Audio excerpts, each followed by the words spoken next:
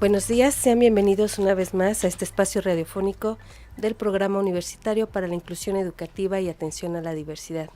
Les agradecemos a todos aquellos que nos escuchan a través de las frecuencias universitarias 106.1 FM, 89.7 FM en Cuautla y 91.9 en Jojutla. Los invitamos que nos hagan llegar sus comentarios, sus dudas, sus recomendaciones a través de la vía telefónica 329-7000 en la extensión 2405 y que visiten nuestra página de Facebook, en donde podrán encontrar los avances que hemos realizado en el programa y lo podrán encontrar como programa.inclusión.uam. Y le dejamos la palabra al doctor Eliseo Guajardo Ramos, que es titular de este programa. Buenos días, pues como todos los jueves aquí estamos con ustedes. En esta ocasión tenemos invitados, estamos recordando que hoy es el Día Internacional de la Lengua Materna y también 2019 es el Año Internacional de la Lengua Materna, lenguas indígenas decretado por la Organización de las Naciones Unidas. Es un día muy importante y tenemos como invitada pues a la doctora Miroslava Cruz Aldrete del Centro de Investigaciones Centro Interdisciplinario de Investigación en Humanidades.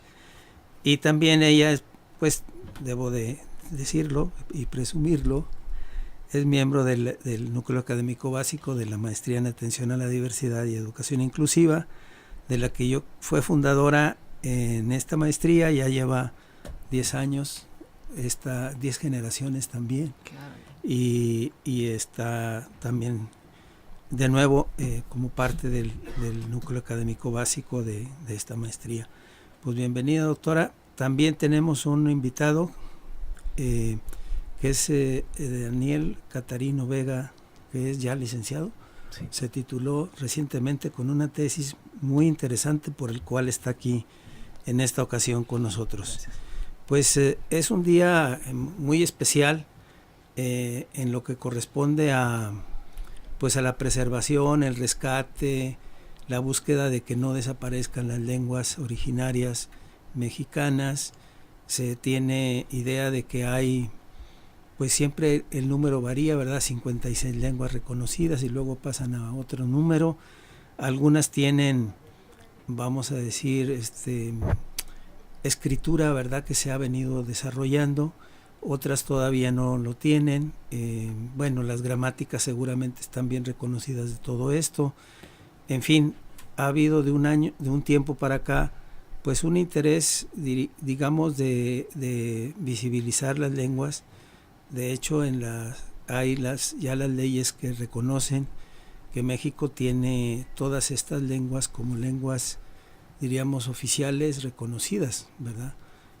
Antes nada más aparecía el español como lengua oficial y aparecen también, en este caso, pues las lenguas indígenas, pero aquí, bueno, después vemos en qué sentido aparece la lengua de señas mexicana, pero dentro de todo esto también hay que dar ese espacio porque pues también está reconocida como lengua oficial, ¿verdad? En el sentido de que es la lengua oficial, la lengua de señas mexicana formalmente. Pero bueno, pues le damos la palabra a la doctora Miroslava. ¿Qué recuento nos tiene de cómo estamos en este balance de lo que se ha avanzado mucho, pero falta muchísimo más todavía por avanzar? Pues muy buenos días, quiero agradecer la invitación en este día tan especial en el que estamos conmemorando un año más el Día Internacional, Internacional de la Lengua Materna, y porque justo hablar sobre diversidad, hablamos de multiculturalidad, y México es un país multilingüe y multicultural. Así es. Hay una gran responsabilidad desde el Estado mexicano, pero sobre todo desde la academia, por estudiar, conservar y preservar las lenguas originarias de este país. Sin duda hay muchos retos, hay lenguas originarias que se desconoce su gramática y eso pasa por cuestiones económicas también, o sea, las lenguas desaparecen o no hay una transmisión de la lengua materna porque las oportunidades educativas de acceso a la salud, al trabajo, incluso a la información, pasa por la lengua, y en este caso el español es la lengua dominante y deja de lado o va avasallando hacia las lenguas originarias. El ideal de una sola lengua y una sola nación después de la época revolucionaria pues trajo mucho de estas consecuencias de decir vamos a homogeneizar a la población tiene que hablar español si queremos que este país progrese. Es una idea que ya no concebimos.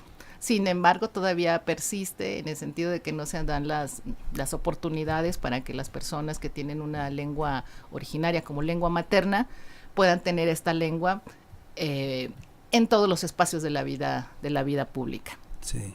Y en un programa como este de atención a la diversidad y educación inclusiva, pues sin duda estamos hablando también de que hay alumnos universitarios cuya lengua no es el español, su lengua materna no es el español, sino es una lengua originaria. Y eso también significa muchas cuestiones educativas, porque el español es su segunda lengua. Sí. Entonces, que van a tener a lo mejor algunas dificultades, como pasaría con cualquiera de nosotros que tenemos una segunda lengua y que no tenemos la misma competencia en la lectura o en la escritura o en la forma de comunicarnos. Sí.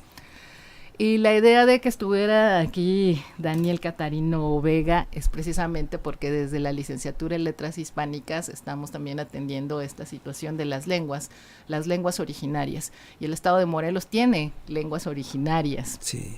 Desde el náhuatl como una lengua propia de la región hasta otras lenguas que por desplazamiento, después hablaremos de eso, desplazamiento de las comunidades, pues llegan a Morelos a buscar mejores oportunidades laborales, educativas, de salud, y eso hace que también encontremos otras lenguas que no serían propias de la región. Ajá. Entonces, pues Daniel tiene una historia muy particular con respecto a una de estas lenguas. Y ahí serían lenguas indígenas, aunque no originarias en el caso del estado, pero sí originarias en el caso del país, ¿verdad? Claro, sí. claro, así es. Por estas nuevas denominaciones, ¿verdad?, que se están efectuando, pues en el afán de visibilizarlas. Pues la tesis del licenciado Daniel Catarino es precisamente esa, ¿no? Sí. El estudio de una lengua que ha estado como en contacto porque se desintegró de un área geográfica y se integra en este caso al estado de Morelos. ¿De qué área estábamos? Del estado de Guerrero, de la región de Tierra Caliente, de la parte sur, perdón, de la parte norte, pero de la región, de la parte norte del estado y de la parte sur de la región. Eso es. Ajá, muy bien. Se desintegra de esa parte geográfica y se integra aquí en diferentes comunidades y en diferentes municipios de Morelos y también de otros estados de la República. Eso es. Sí.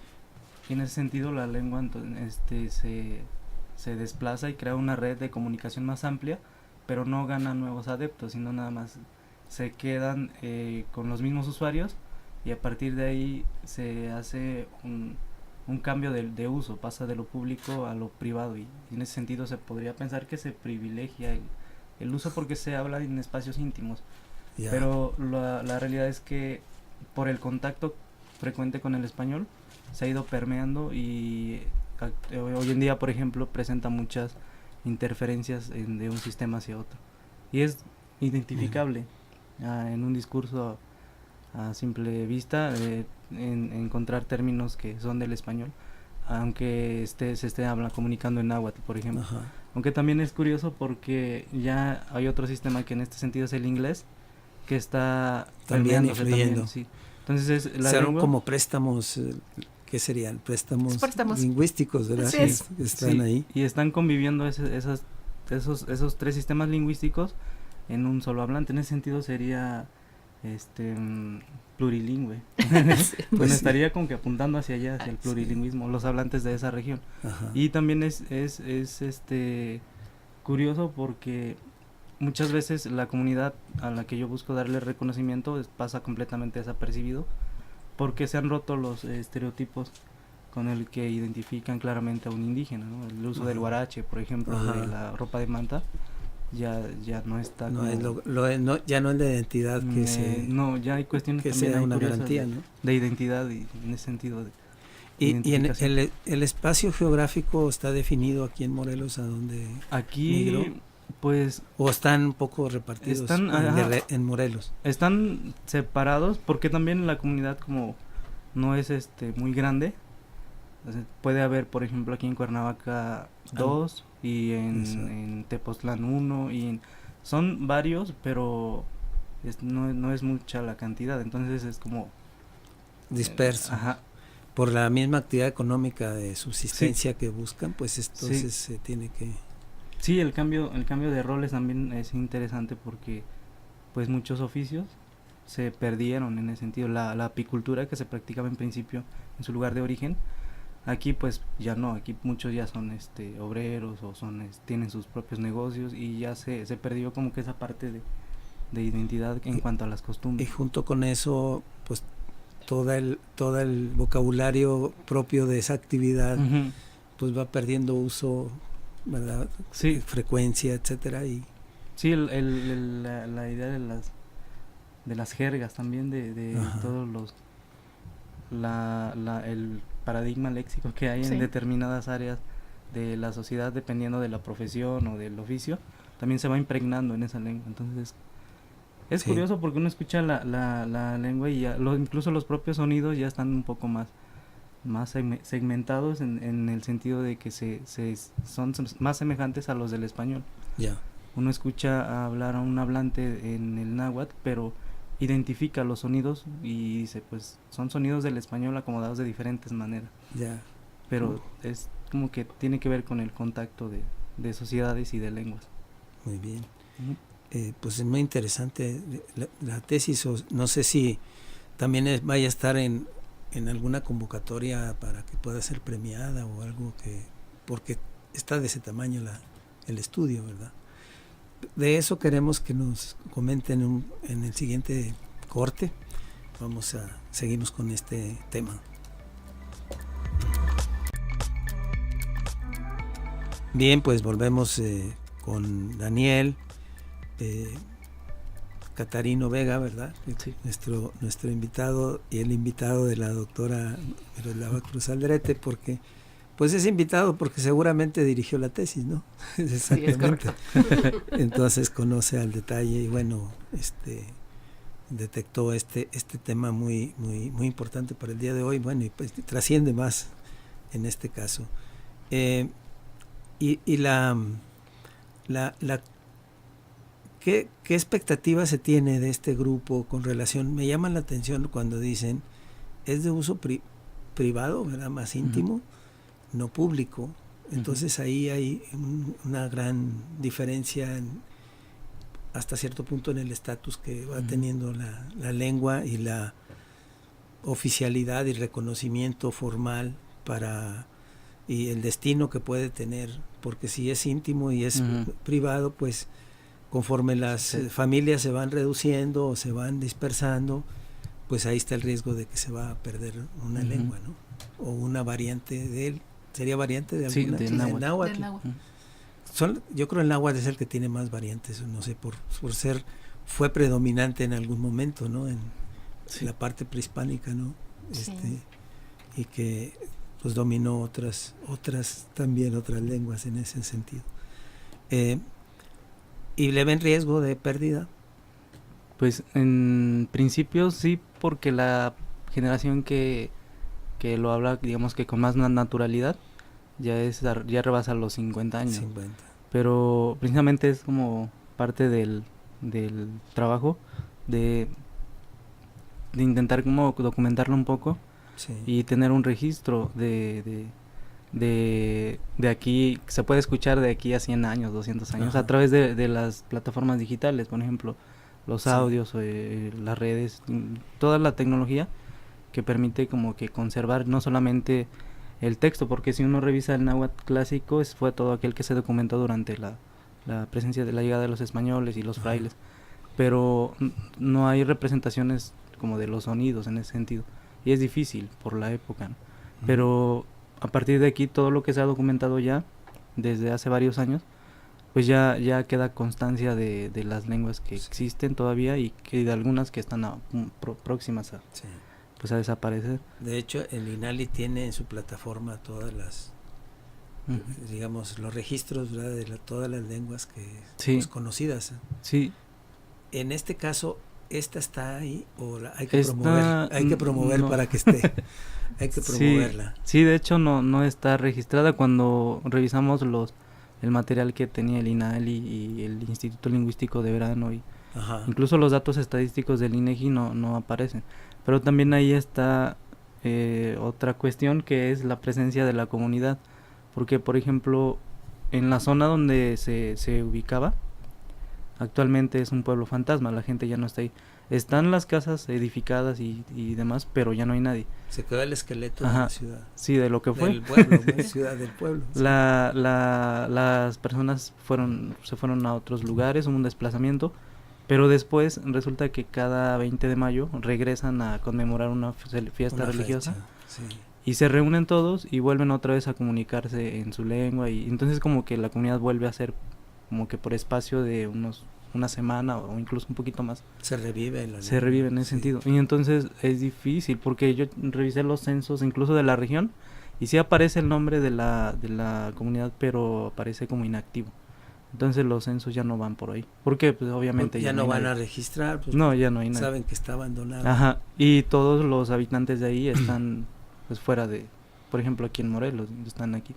Y también cuando se hacen los censos aquí en Morelos, muchas de las personas no dicen hablar alguna variante, una lengua, y no se toma el registro de ello. O sea, toda la actividad oficial los tienen visibilizados por cualquiera de las estrategias que haya, sea de censo, sea de tipo educativo o de cualquier otra condición, ¿no? Sí, sobre todo también con esta idea de preservación del patrimonio cultural inmaterial. Sí. Esta lengua pues ha pasado como que un poquito desapercibido, pero también responde como a causas de migración y que se han como en ese sentido camuflajeado en otras estructuras sociales, pero sí es como la mayor parte del tiempo ha pasado como desapercibido. Y los niños de esta comunidad pues van a escuelas urbanas, o cómo está el asunto, porque es importante qué es lo que sucede con los niños que son ahora sí que son los futuros hablantes, y hay que ver qué está pasando ahí, ¿no? Sí, pues también es curioso porque pues por una parte sí está la lengua y por otra hace falta un poco como de revitalización y de difusión de la misma. Sí. Digo, a veces en el mismo espacio hay niños que son monolingües, por ejemplo, y cuando se integran a ese sitio, igual no hay, sí ha habido como que interés, pero no hay como las herramientas necesarias para enseñarla en forma, sino que unas que otras palabras, las más comunes, las más fáciles, pero sí se está como enseñando un poquito, aunque pues sí, la mayoría, las instituciones a las que asisten, pues sí son están en contacto con el español y el inglés, que se enseña ya desde niveles básicos, ¿no? En ese sentido. Son actitudes lingüísticas, ¿no? También desde la propia comunidad, bueno, en casa, que también puede existir cierto ya sesgo de no, mejor aprende español y debemos de utilizar la lengua en casa, porque se nota que todo español tiene un tono, un acento que es un español indígena, incluso así se le ha denominado. Y creo que también toda esta situación de que en los censos no aparezca, cuando es usuario habla una lengua indígena o conozca, entienda a la gente a decir no darlo a conocer, y si existe todavía un prejuicio sobre las lenguas. Si uno pregunta, yo pregunto en el salón de clases, ¿quién habla una lengua que no sea el español? Difícilmente me responderán que conocen el zapoteco o que conocen náhuatl, sino la otra lengua, las lenguas de prestigio, las lenguas dominantes, es decir, el francés o el alemán o el inglés. Cuando pudiera ser que en la casa el abuelo hablaba náhuatl o hablaba zapoteco, ¿no? Pues todavía para referirse a las lenguas indígenas les llaman como dialectos. Dialectos. Y no les llaman, no las reconocen como lenguas, como que son dialectos, y las que sí son idiomas, lenguas, es alemán, inglés, español, y las otras son dialectos. O sea, todavía hay gente medianamente ilustrada que así se refiere. Es verdad. Y es pues parte de la discriminación ancestral que se tiene con relación a eso, ¿no? Yo recuerdo un detalle cuando me tocó estar de director en el INE aquí en el estado de Morelos. Pues nos interesaba el material en lengua indígena, porque de hecho casi que el servicio que se presta en INEA es hispano o indígena, y pues aquí nada más se utilizaba el español, y decíamos, pero tenemos población indígena. Dice, es que se requiere un estudio de inteligibilidad lingüística para elaborar los materiales por las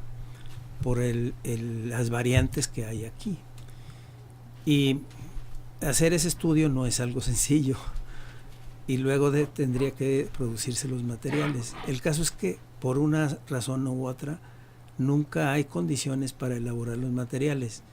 La federación lo considera que son muy pocos, y el interés debe ser pues oficialmente del Estado, porque el Estado le debe interesar pues lo que tiene en el Estado propiamente. Entonces el Estado debería aportar, diríamos, una iniciativa mayor para complementarla con la federación, pero tampoco ha habido esas iniciativas que sean lo suficientemente fuertes para que se puedan tener. Y luego ocurre paradójicamente que tenemos materiales de población indígena de otros estados, pero que han migrado aquí, y que en esos estados sí hay ese material, y entonces usamos material para las poblaciones indígenas que son de otro estado, pero lo están usando aquí en Morelos, y los propios de aquí de Morelos, que aquí estaban, no tienen material para alfabetizarse. Entonces, pues es una cuestión paradójica y un drama importante. Sí, incluso también con la definición del propio hablante hacia sí mismo, ¿no? Sí. Porque retomando lo de los censos, en este sentido de hablantes de una lengua, hay muchas personas que probablemente no lo hablan, pero sí lo entienden, o hay veces que lo entienden a medias, o lo hablan mejor que lo escriben, no sé. Una cuestión ahí también es como cómo se define si eres un hablante del náhuatl, o eres medio hablante, o eres medio bilingüe. No, sí, y también pasa por cuestiones económicas. Pero cuando hacen los censos, ¿cómo tenemos oportunidad de hacer una pregunta? Sí. Es muy habla o no habla, y dices, pues no, porque tienes todos estos sesgos que serían importante conocerlos, todos pero los no detalles, puedes, los matices de claro, y no puedes poner esas preguntas, porque levantar un censo cuesta mucho dinero. Una pregunta son millones. Sí, claro, entonces no, tienes oportunidad de hacer una pregunta. Y lo veíamos también para el caso de las comunidades sordas, de decir, ¿qué haces? Porque solo tienes oportunidad de hacer una pregunta. Y es la gran oportunidad, además. Como a mí me gustaría saber tantas cosas más, no puedes. Sí. Es cierto, eso, bueno, pasa con la discapacidad de cualquier tipo, ¿no? Para que aceptaran que se registrara, ¿no? Primero, y luego ahora las complicaciones que tiene ya el propio espacio, diríamos, demográfico que tiene que reflejarse. Y luego, si no se refleja en el censo, no hay base sólida para que tengan presupuesto financiero para atender las necesidades de salud, de educación, etcétera. Entonces todo juega en contra, ¿no? Así en este caso. Pero también pienso que ahí es la parte en donde ya entra uno como darle seriedad al asunto, pero en el sentido de estudiar la lengua como algo con valor cultural, en ese sentido, de decirle a la propia comunidad, este trabajo es tuyo y está siendo reconocido porque tu lengua es patrimonio, en ese sentido. Hay casos en Chiapas en donde solamente queda un hablante de una variante. Imagínese ser responsable a ese último de que si yo me voy nadie más lo va a volver a hablar nunca. Había el caso de una lengua que había dos, pero una persona muy mayor y uno muy joven. Y pues ellos tenían que, si no hablaban, pues no existía esa parte, ¿no? Bueno, aquí cobra relevancia el que se estudie en una universidad porque no tiene el mismo, diríamos, los mismos parámetros de la política pública que se está realizando, y aquí en la universidad pues puede hacer el estudio. De hecho, por eso existe esta tesis. Vamos a un corte y volvemos con la lengua materna.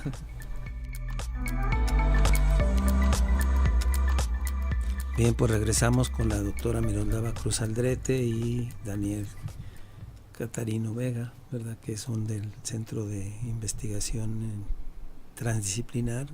Interdisciplinario en humanidades. En humanidades, sí.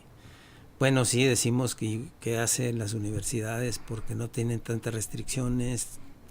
Aquí es donde uno dice, vale la autonomía para que no nos estén ciñendo criterios que pues el conocimiento y el interés sobre lo que se quiere investigar, sobre lo que se busca, pues prevalezca, ¿verdad?, por encima de cualquier otro interés en este sentido. Entonces, pues la universidad tiene estos trabajos, esto es bien importante, por lo que en un momento decía la doctora Miroslava sobre lo que la UNESCO y la ONU dijeron que van a hacer en este momento, y podríamos decir hoy que estamos aquí celebrando, bueno, la UAM está haciendo esto y estamos diciéndolo fuerte para que se tenga bien claro que sí se está haciendo en la parte de la lengua, se está trabajando seriamente, y pues aquí hay una aportación del ahora licenciado Daniel Catarino, ¿verdad? ¿Tú eres de aquí de Morelos o eres de Guerrero? Pues como decían, ya soy de Morelos. Ya soy de Morelos también. Sí, precisamente. Porque tú por eso también, ajá, tu condición de estar así con un pie en un lado y otro te permitió sí, estar sensible a este estudio, ¿no? Sí, de hecho revisaba unos libros de historia y en el año 300 al 700 el estado entre el estado de Morelos y el estado de Guerrero hubo un auge económico, sí, y más bien, de intercambio comercial, y los agustinos introdujeron la industria del rebozo, por ejemplo, en unas partes de Guerrero, y fue ahí donde se empezó a dar el contacto, digamos que cultural en ese sentido. Sí. Y hoy en día es también curioso porque actualmente hay mucha gente que está entre aquí y allá. De hecho, hay muchos de Guerrero que están aquí y muchos de Morelos que van. Es una cuestión como de interconectividad. Sí. Bueno, antes estaba todo era el Estado de México, desde el Estado de México hasta Acapulco. Y luego ya se partieron, ¿verdad? En ese sentido. Incluso Morelos quedó un poco en medio porque había la disputa de dónde quedaba Cuernavaca. Dijeron, bueno, que para ninguno de los dos lados y vamos a hacer otro estado. Y así es. Pero en esos cortes arbitrarios políticos de divisiones, pues quedaron los pueblos, ¿verdad? Las culturas quedaron partidas, pero son la misma cultura, aunque están en estados distintos, ¿no? Pues sí, muy, muy importante. Ahora, me imagino que tienes algún plan de continuar este trabajo de investigación. Sí, de hecho. Ya en la maestría, me imagino. Sí. Así es. Sí, en más posgrados los vamos a seguir porque realmente si lo pensamos como muchas veces, una línea es una sucesión de puntos en ese sentido, y yo lo veo desde el punto de vista de la diversidad, que es como contribuir a partir de puntitos a la construcción de este mosaico cultural que es México, ¿no? Sí. México visto desde fuera en ese sentido es un país pues con muchos colores y muchas lenguas, y si uno puede contribuir, aunque sea algo pequeño, es significativo en el sentido de que se vuelve más diverso, ¿no? Entonces uno va y cruza un espacio geográfico y aunque sea pequeño va encontrando mucha diversidad, y es ahí donde la experiencia, supongo, se vuelve más interesante. Pero sí hay planes más a futuro. Perfecto. Fíjate que, bueno, el programa universitario de educación inclusiva y atención a la diversidad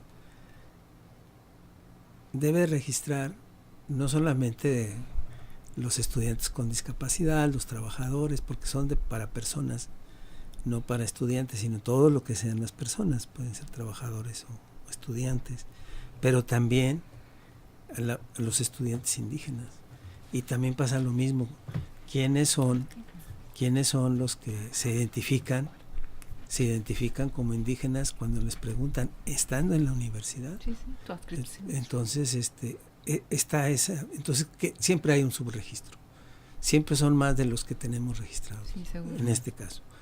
Y ayer en una reunión con el rector, el doctor Urquiza, le decíamos, es que tenemos que registrar también los estudiantes con indígenas, porque en algún lugar debe estar esa referencia para que se esté dando la información, independientemente de si se piensa en una atención o no. Primero lo que tenemos es un reconocimiento, no una atención, es en el sentido de un reconocimiento a la existencia misma, a la identidad, etcétera, claro. ¿No? Y no sé si ahí se han encontrado con algún problema, Miriam, ¿tú qué opinas en ese sentido? Sí, como usted dice, hay un subregistro, ¿no? En el censo, bueno, en el cuestionario que se aplicó en el año 2016, se incluyeron estas dos preguntas, ¿no? Si pertenecen a alguna comunidad originaria o indígena y si son hablantes de alguna lengua, ¿no? Creímos nosotros que podríamos tener información de todos los migrantes que vienen a la ciudad a estudiar, etcétera. Sin embargo, las zonas, por decirlo, regiones que pudieron darnos esa información es el sur del estado, ¿no? En las facultades o escuelas de Jicarero, Jojutla y demás, en donde nos indican que la población es básicamente náhuatl de Sosocotla y que, hablan náhuatl, ¿no? Sí. Sin embargo, sí pudimos encontrar algunas otras lenguas como el amuzgo, no sé si el del ñañú sea está también por Hidalgo, ¿no? Otomí, ¿no? Que es el otomí. Entonces sí hay, digamos, registro a partir de esa aplicación de ese cuestionario. Sin embargo, sí son muy, muy pocos, ¿no? Sí. Tenemos registrados 15 hablantes, 17 hablantes, algo así, y un similar de poblaciones, ¿no? De trabajadores nada más se registraron 3 y el resto es de estudiantes, ¿no? Pero insisto, la mayoría son de esa región. Pensábamos también que en la región de Los Altos, por ejemplo, Tetela, Cuautla, por allá, pudieran también haber o tener población hablante de náhuatl, pero ahí no tuvimos ningún registro de esa de esa característica, pues, ¿no? Entonces sí, como bien lo dice, está subregistrado. Creemos que hay muchísimo mayor más de número de personas que son hablantes o que son provenientes de alguna comunidad, y que con esta aplicación de este cuestionario en este periodo del 2019 pudiéramos tener esa mayor información, ¿no?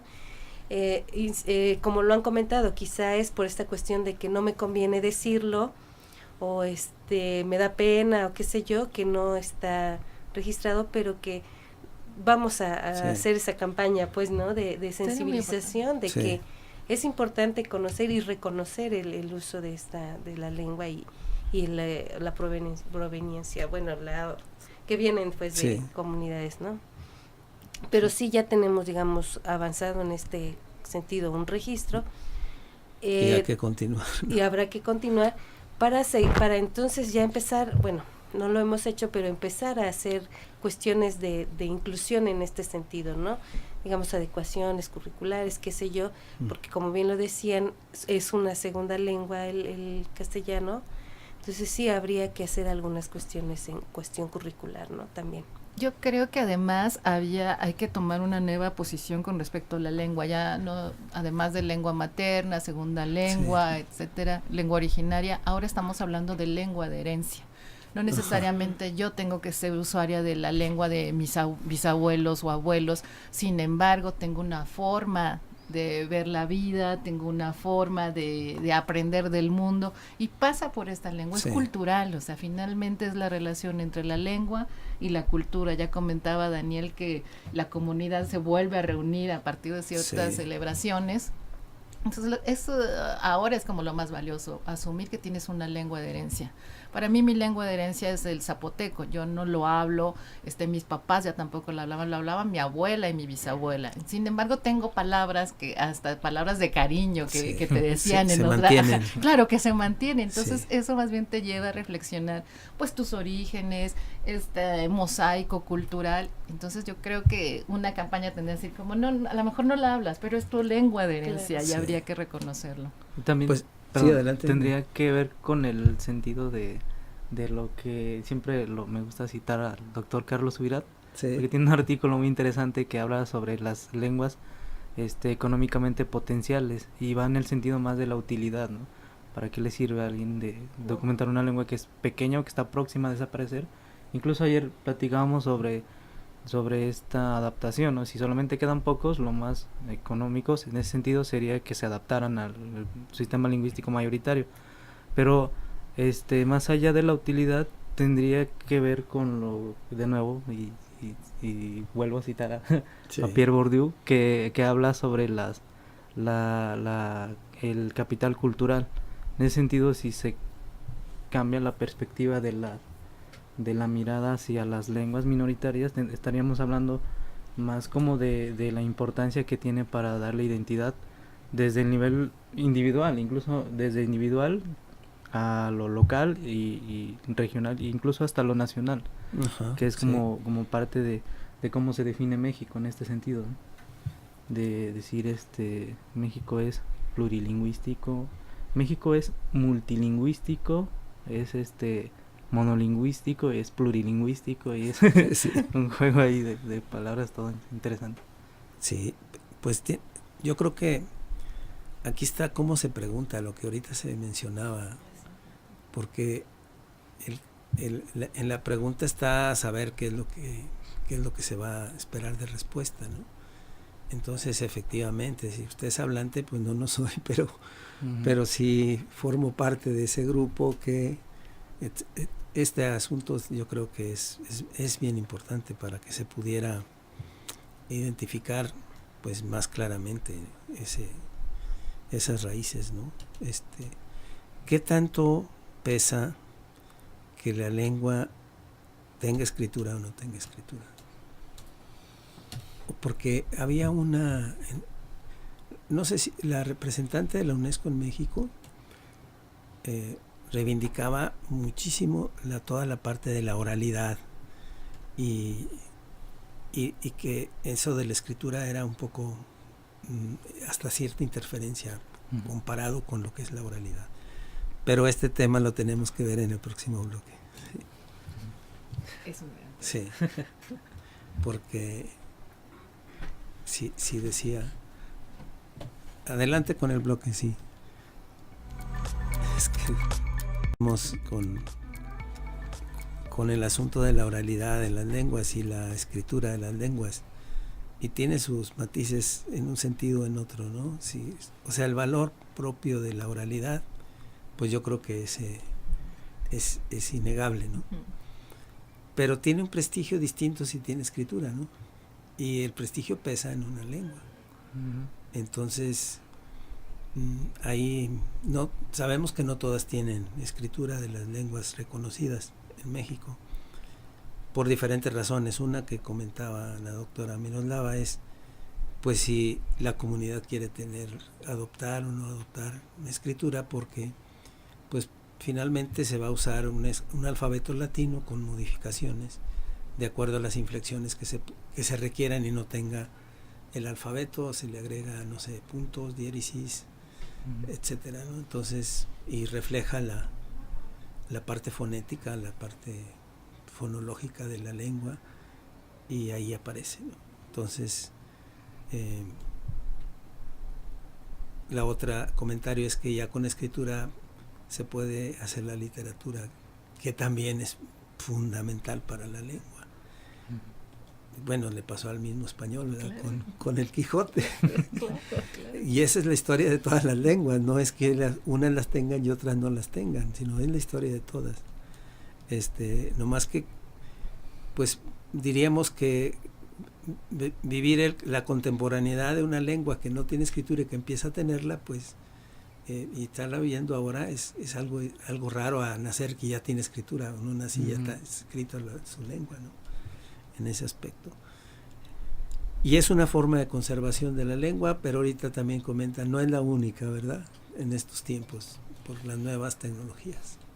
Así es, para la búsqueda de la revitalización de las lenguas, pues ahora está la escritura, pero sobre todo las cuestiones de video, las cuestiones de documentales, de filmar, de ver cuestiones que no solo pasan por la lengua, sino en esta identidad. Identidad tiene que ver desde tu forma de cocinar, qué platillos, cómo se relacionan los hombres, las mujeres, los niños, y que es muy importante. Insistimos que lengua y cultura no están separados y hay que estarlos siempre viendo ese vínculo. De hecho, la más importante en la parte de la cultura es la lengua, ¿no?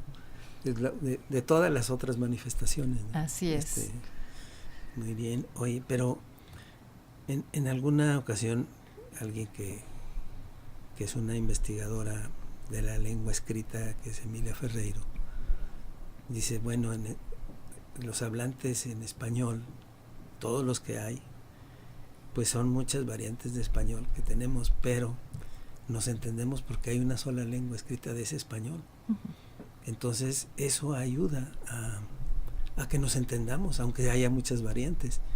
Y los que no tienen escritura, pues no se entienden en sus variantes, porque quizá les falte esa parte de escritura que hace que sí nos entendamos, ¿no? No sé.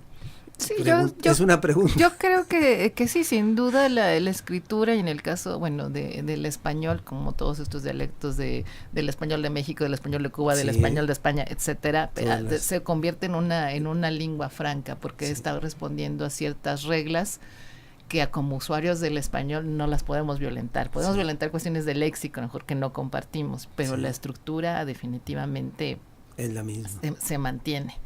Y también este es un análisis para las universidades al interior de la academia, justo por las cuestiones económicas en las que se vive un país como el nuestro. Es decir, vamos a generar materiales. ¿Cuáles materiales? Bueno, de verdad vamos a contar con el libro de texto, sencillamente, el libro de texto gratuito en lenguas originarias.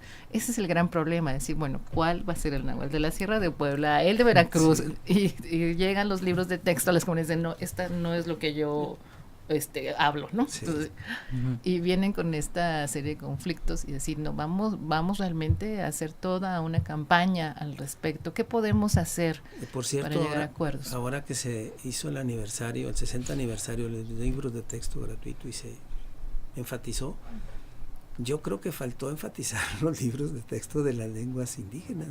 Sí. Se quedó casi toda la fotografía pues qué bueno, en la patria, ¿verdad? Que el primer libro, pero hay que presumir mucho más los libros de texto por el esfuerzo que significa, ¿verdad? Claro. No nomás la monumentalidad del número de millones y millones de textos que hay, sino también, aunque sean más pequeñas los tirajes, pero el esfuerzo es muchísimo, muy grande para poder tener, pues no sé cuántos alcancen libros de texto gratuitos, las lenguas que tengan escritura para empezar. Pero a veces llegan retrasados, ¿verdad? Pues lógico. Sí, llegan un poco retrasados. Es lógico, entonces, que no alcance el tiempo en ese sentido. Pero pues son retos que están ahí, y pues lo que ha señalado me parece muy importante, la misión que tienen las universidades con el asunto de las lenguas originarias, ¿verdad? Es muy grande, porque yo creo que es donde se puede mover más esta forma de mantenerlas, rescatarlas, reconocerlas, y bueno, y la presencia misma de los hablantes en las universidades, pues eso también le da un peso muy importante, porque pues desde hace rato ya llegaron a las universidades, ¿verdad?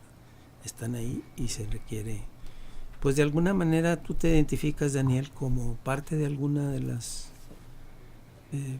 pueblos originarios. Sí, ¿Sí? sí, sin lugar a dudas. Exactamente. Porque... Por ejemplo, es un caso que además no nomás está aquí, está conociendo, está estudiando la misma condición, ¿verdad? Sí, sí, definitivamente sí es como soy parte de esta herencia y realmente estoy satisfecho con el trabajo, pero siento que es pues realmente poco a comparación de lo que se necesitaría hacer, pero afortunadamente pues yo creo que ahí entra esta parte de que la universidad es socialmente responsable. Ajá. Porque es como mencionaba hace un rato, está esa autonomía, esa libertad de decir, se están haciendo estudios de muchas cosas, pero también se puede utilizar, se puede estudiar esto y se puede como que buscar el reconocimiento a partir de un soporte que es la universidad en este sentido. Uh-huh. Es cierto, es cierto. Pues muy bien, ¿esa tesis se publicará? Quisiéramos, la verdad es que soñamos con tantas cosas, pero ya que se haya logrado, y ya lo discutíamos antes del programa, de aunque es un es letras hispánicas, sin embargo la autonomía, la libertad de cátedra y también lo que nosotros formamos alumnos críticos, reflexivos y responsables ante la sociedad, pues esta tesis es un reflejo de eso, que se puede hacer muchas cosas desde la universidad. Así esperemos que se publique. Sí, muy bien, pues siento que, pues no sé, yo me siento muy cómodo con que hayamos celebrado este día con nuestros invitados, el estudiante y la maestra directora de esa tesis aquí en la UAM, y decir, bueno, esto estamos haciendo, ¿no? Para lo que corresponde a las lenguas originarias. Pues les agradecemos muchísimo la presencia en este día y pues están invitados para próximas entrevistas y saber qué ocurre con nuestra parte de interculturalidad, en el tema de la interculturalidad. Pues muchas gracias y hasta el próximo jueves los esperamos. Gracias. Hasta luego. Porque la percepción va más allá de nuestros sentidos.